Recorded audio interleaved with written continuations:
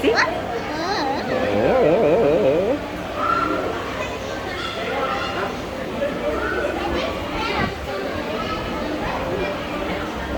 Then on let me try.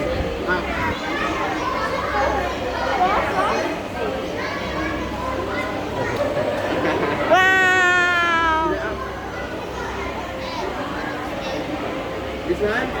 This one is actually a target.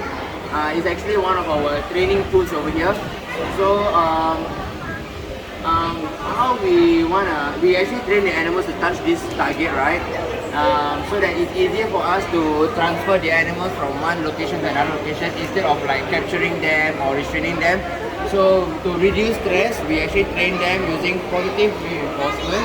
So whenever they touch this ball, they get rewarded. So they actually got that idea, and just like this, come on, target. One, target. Okay, then they get food. Oh, then they get food. Yeah. So if you want to train your kids, you can use this also. Okay. Okay. 이건이 나갈 거네.